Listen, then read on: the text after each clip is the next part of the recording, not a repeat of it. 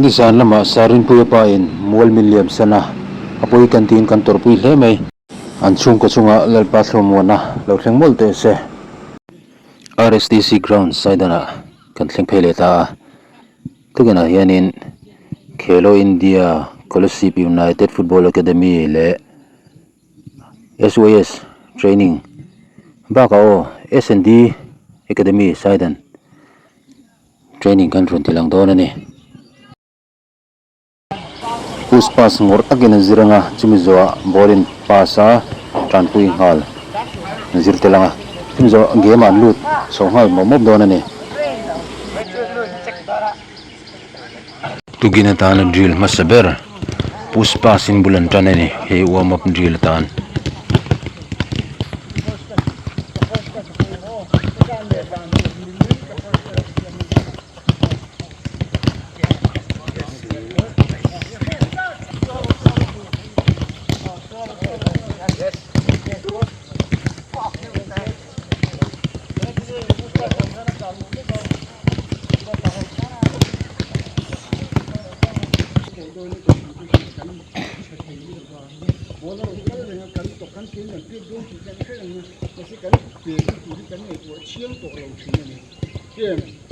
game akan buai thin na chu puspas hi ani beratia san hianin in khelna po puspas dik lo chona buai thin buai thlak thin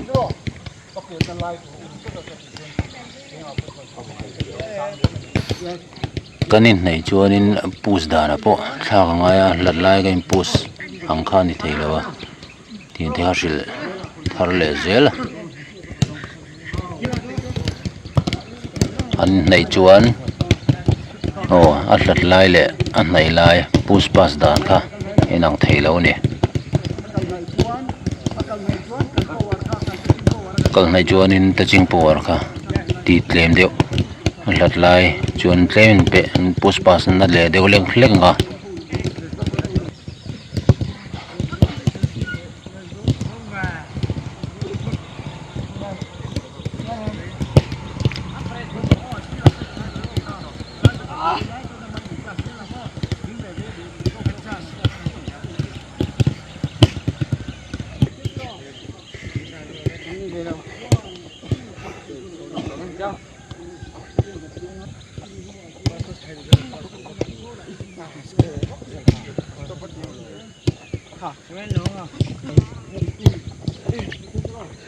Yes.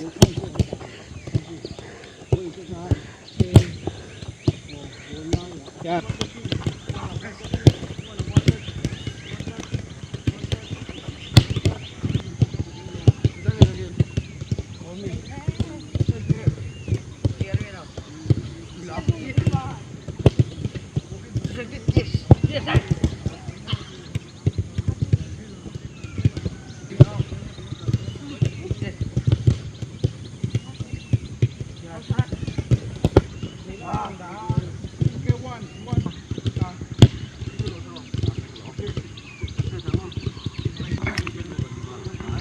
ball ron pus phaya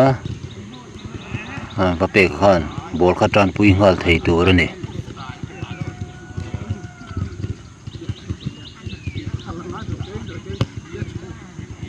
tikhan lo receive kher lo bo khan ball kha body fein mangin lo tran pui ngal direction kha adere ball ron peng na direction lama hang kal pui thei ngal tur ni forward movement siam tho si khan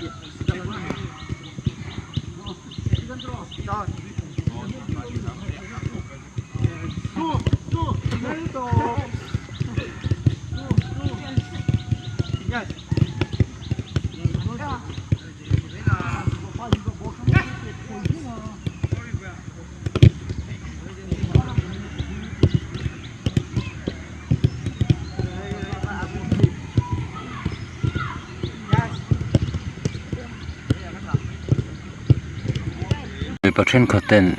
RSTC SYS to training lai hi lo laksak ve ten ti wang hian kantin ve tel ve shim shim nge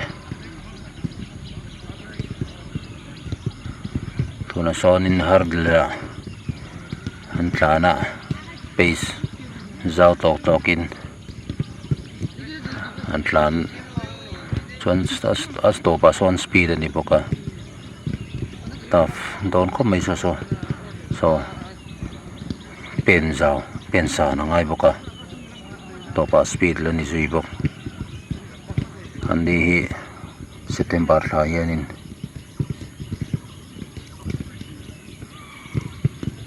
Sabato Cup khel turin kaldon ni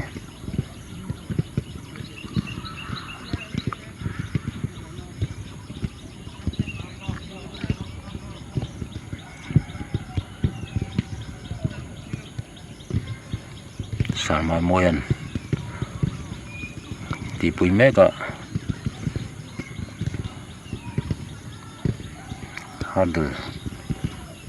Hardula hatlak takin training tiri to ko mai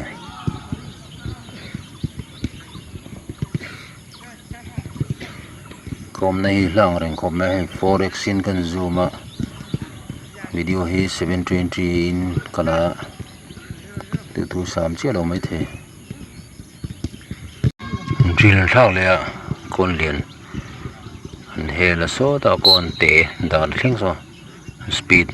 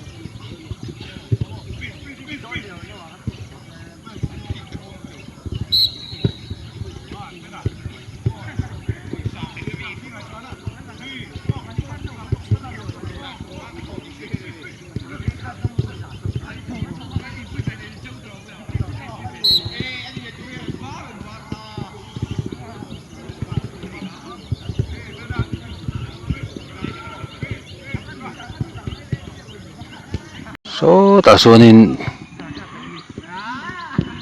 SND Academy Temoy and Colten ombong ni kan zoom mangi sar Temoyan train ngat dan meni hi league Reliance League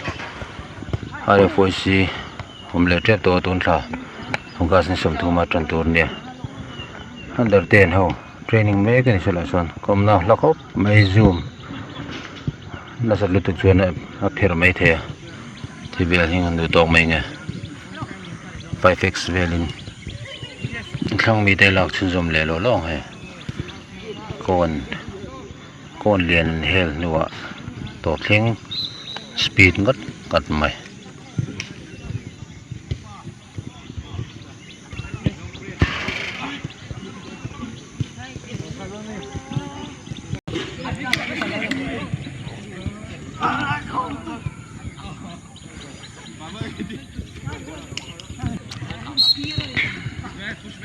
tuna drill po hi thak dong ko me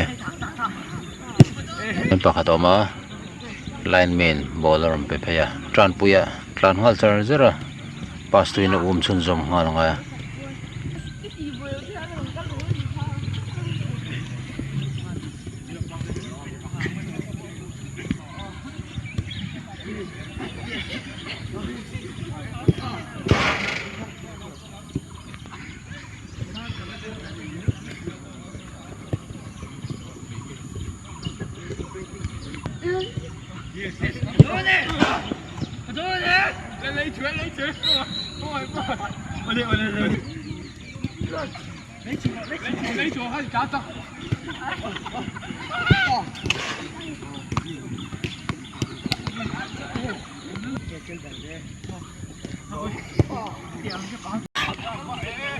Lampang SOS tin vele thu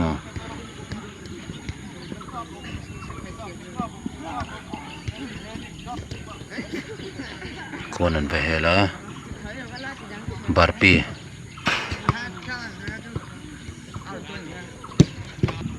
kon hel barpi heading thằng bang opo barpi le heading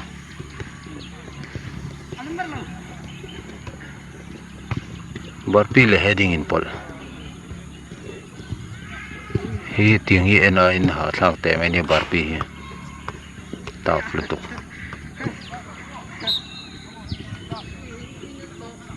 haram nu ma zan tile don ni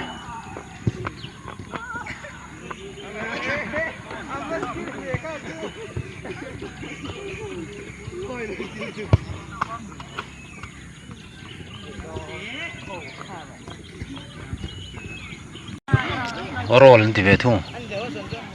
roll po he thalu tuk ha thak do lu tu ga tin fitness ton lo tong kai thom mole hi bon tin sa thina roll pop pop kan lu hai har to vi hu chon kan fit to tinan mai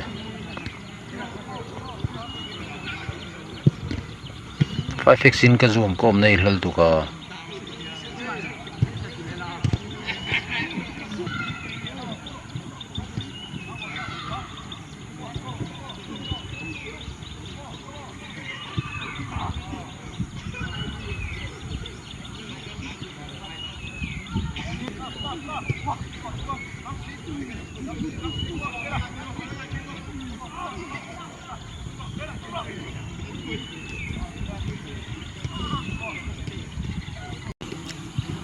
tuna hianin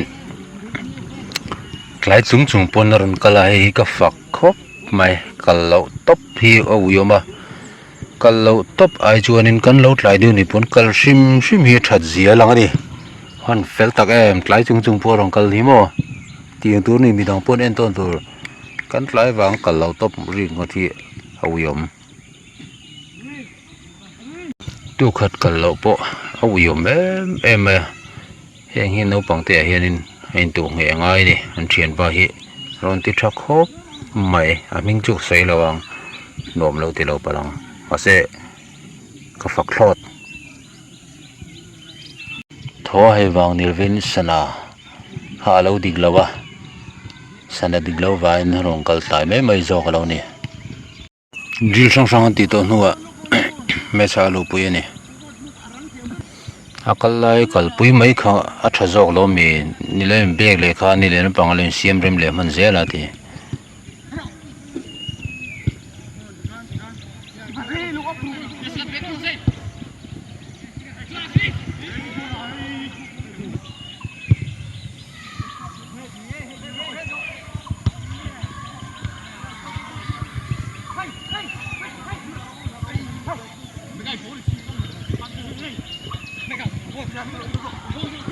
mega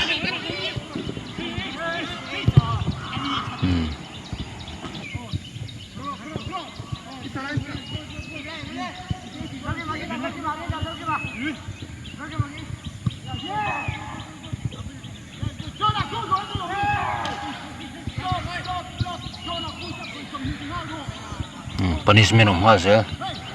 zan jo pek tur no man pek mai lo khanin semnan to hazel malama kalngam lo mi tia dik che ni malama kalpui thei chuanin malama kalpui kha angai to ne lelam pol pass kha hlom zia kha tuna khan silfianan manghala ne hikim mai he huna amuna hian ti ngal chat chat zelngai to a discipline bo khong to do na ne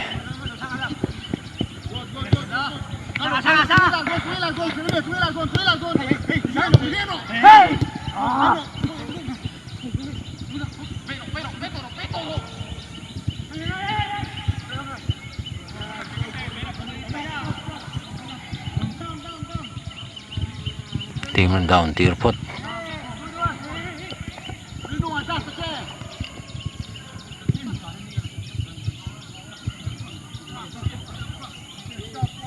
nan to ha zel he soi la sarte na soi la lo nui le lo trong kha rem to lo ni play on drop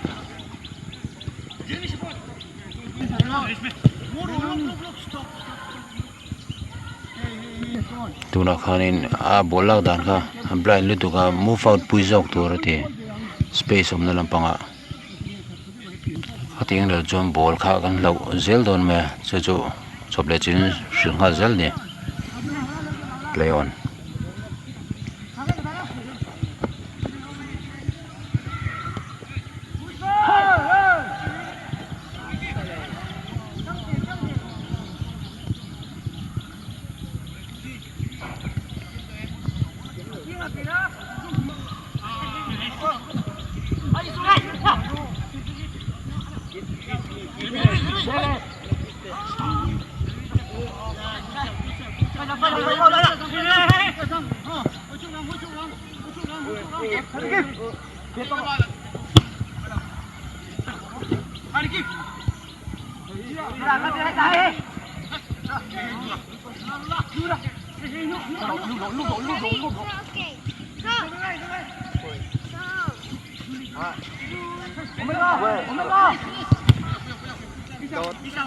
atira hong galo silo bi phalo lampang hi ate karania bi pa te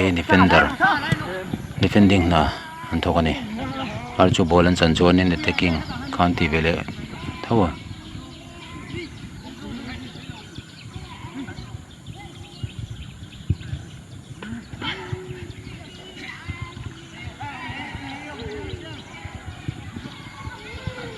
reset le no kilama ball tran in peo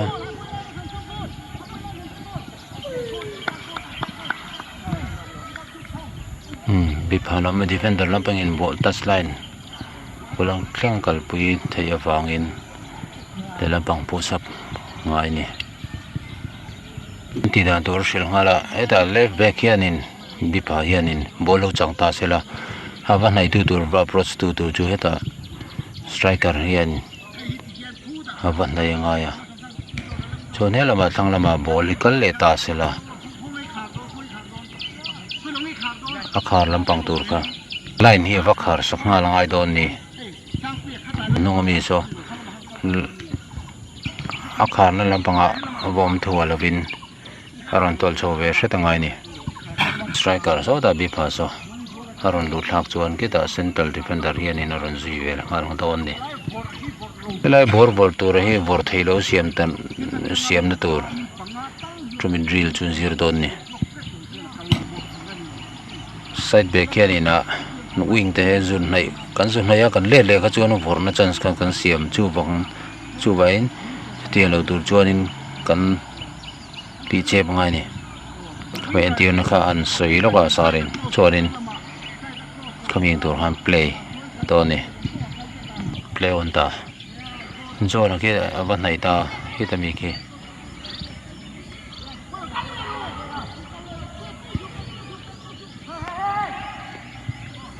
Lion Saka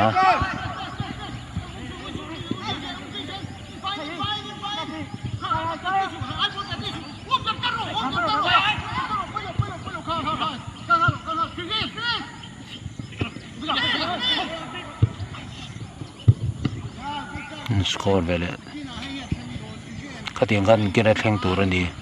defending ka chu a chhelo te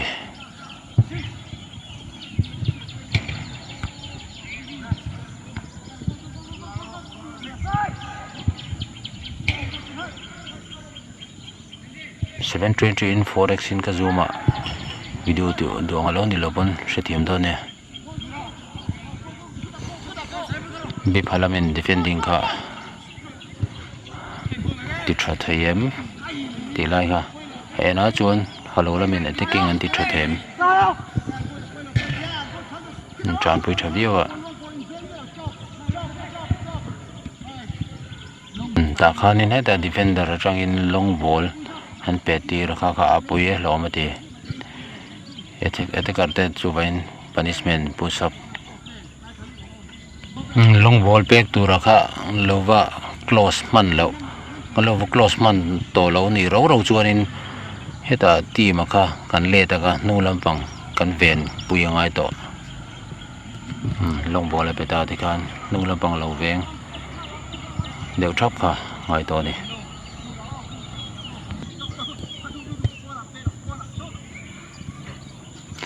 play on don ni khan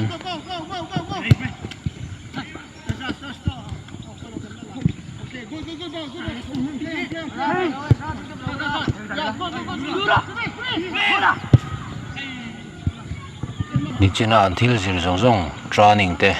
titel vek si khan positioning kha lo ngai poi mo te langai ha chung chung pon ti ngai ni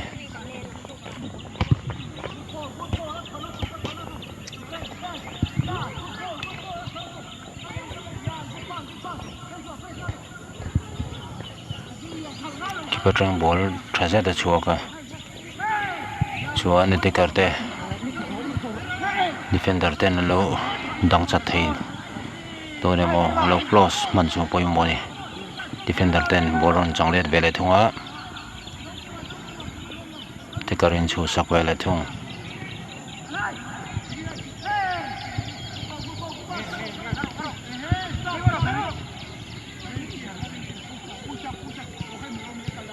ball kha lo lak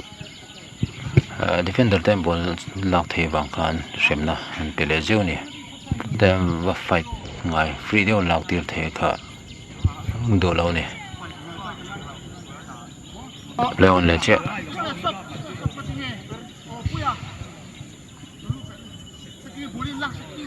không ngai do khop manning ha chuan level chawa chuan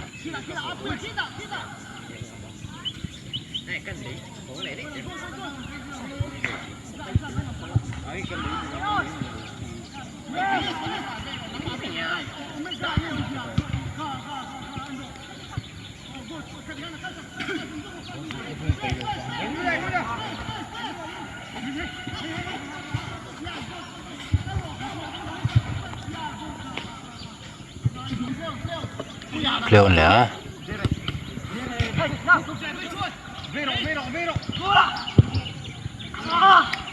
keeper train long pass chua lẽ nè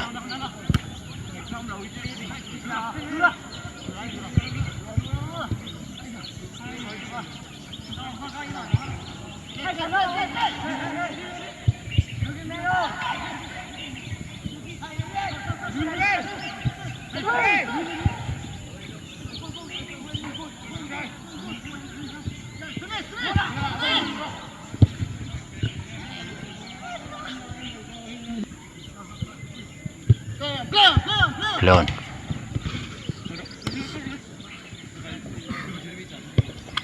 Yeah, good pass, good pass. Sao đi xuống sao? Yeah, good ball, good ball. Ông lệ, mày không đi. Hay hay, nó cũng. Yes. Sao vậy? Sao nó cũng chẳng ơi. Go, lắc cái đi xuống, lắc cái đi. Mày gạt vào đây về. Yeah, sure. Oh, good. Finish. Ah.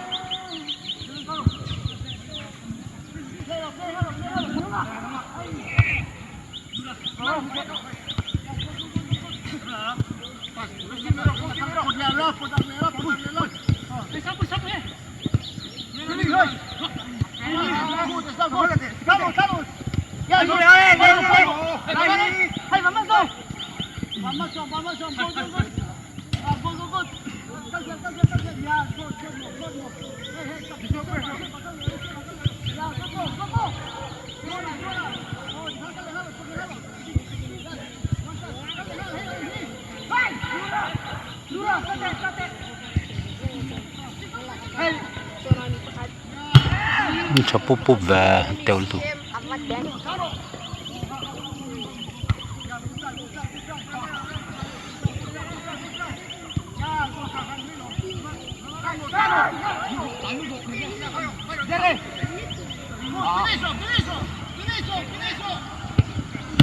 Petra Seftra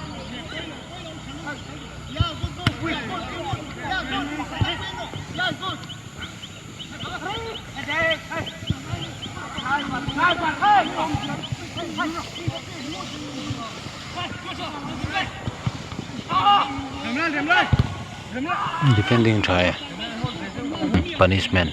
ai đi đóng mình lâu vàng ăn lăng box lo ha Brazil xem nó tàu hoa zel atem boy khana khanin alo block to wang khanin tinon lo khanin la le chela fu zong emo ti ngai dan tem theni play on le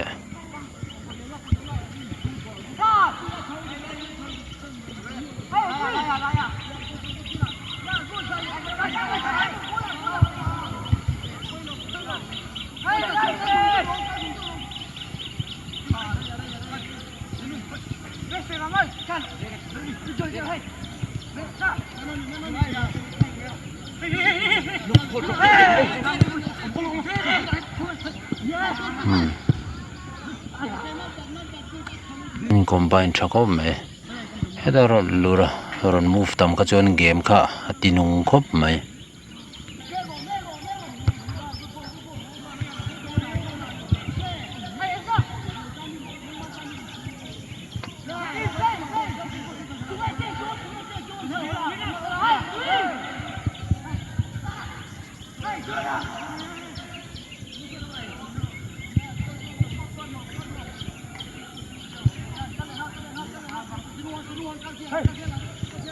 Tikarten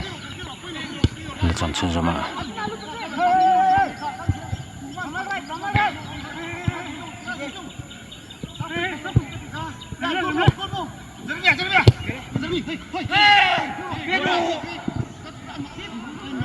defender te loje thariyo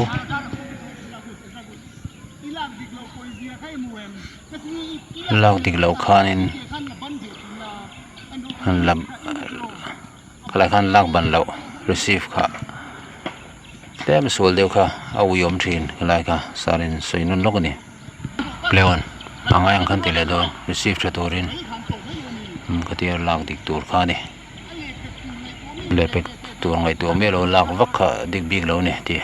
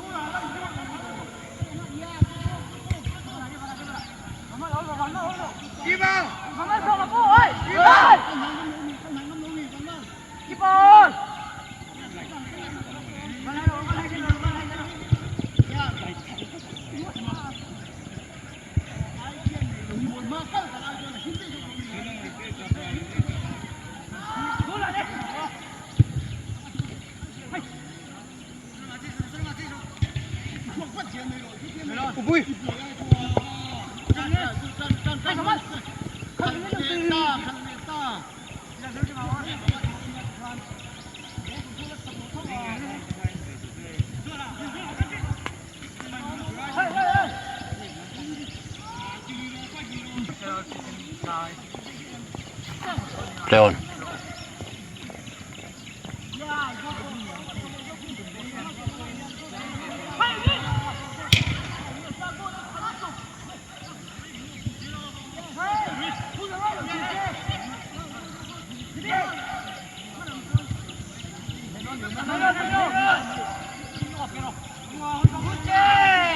change to leve dia me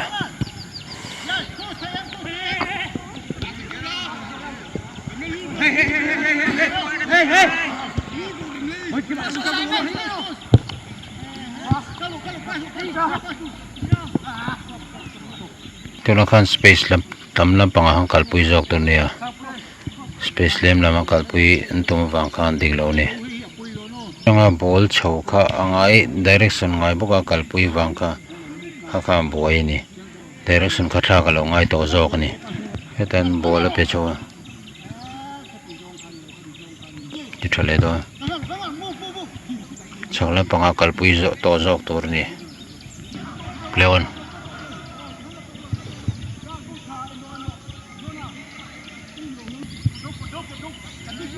Leon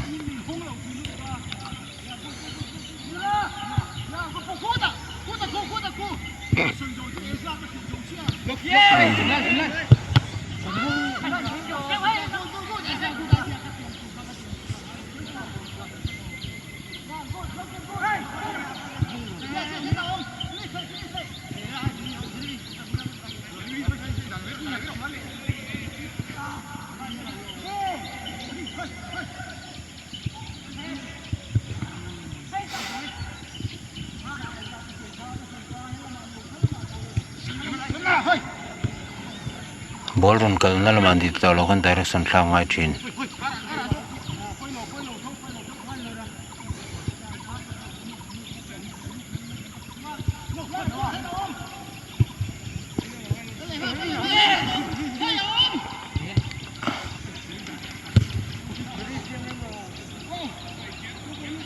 game apa ngai lu tu ka thale to ka tia then finish story na kal thei to renga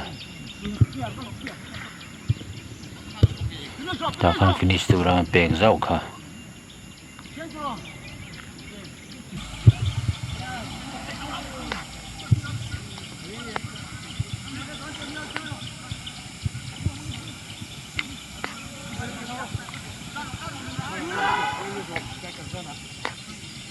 luna chua pui lok di de ko me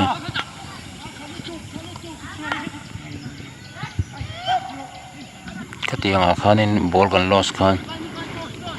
let kal ne ne let lo tur tlan let tur ne ti le lam pang pol en an tho lai ti khan kan kal ne ne khan a thalo kan mani la man let chang ngai to katiang defending kan wa ti ngai to chon machine kan nei piang kha kan la khal zung zung ngai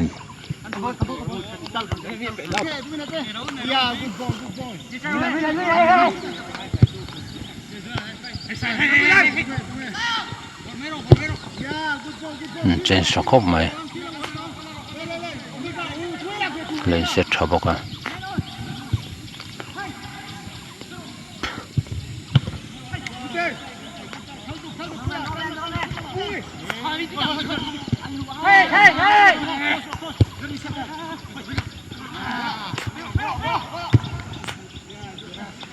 try thokop mai ni pon lut fele don ta ne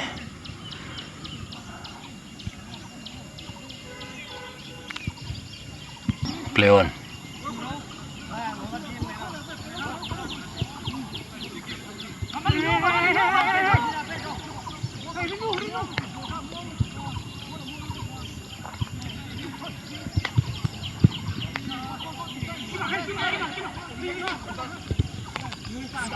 mất rồi tốt rồi và defending chatlat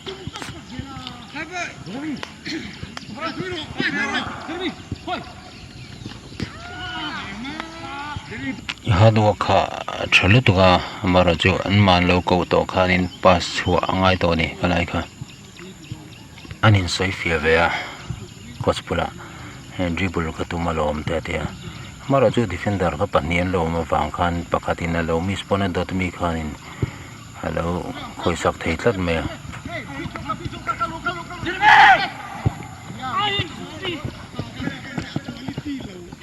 sading liana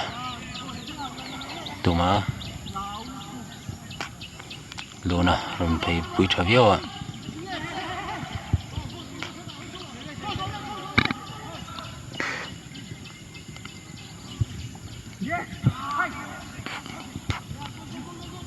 dalu lezeu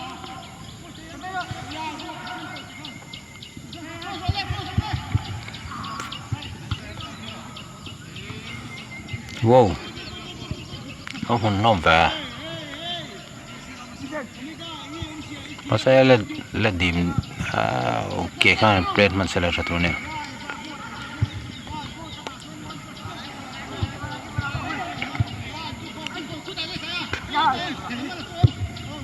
trên xoay rồi rồi mà nó play on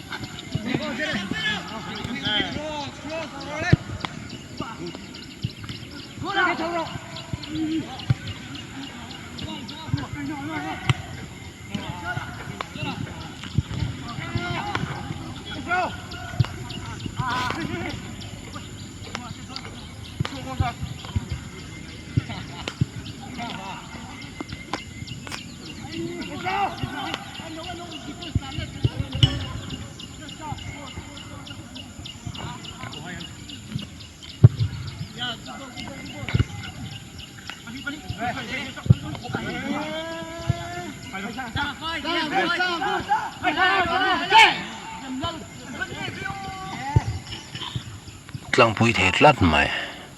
pu sa mai len sem nan to zel khangai tlat tre do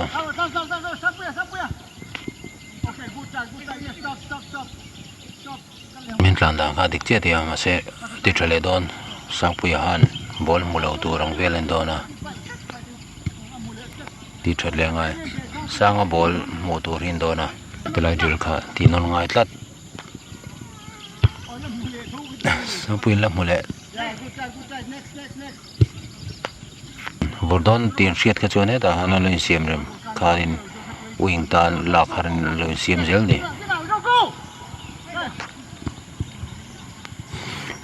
Vormdon ma ti khan ground ball pek thut ti khang ai chang om ni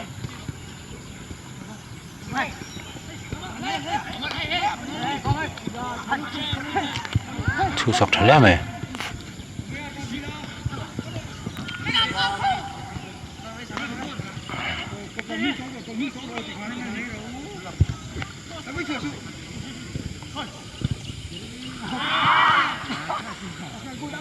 good ti khan tu in training zone goal in hunan khara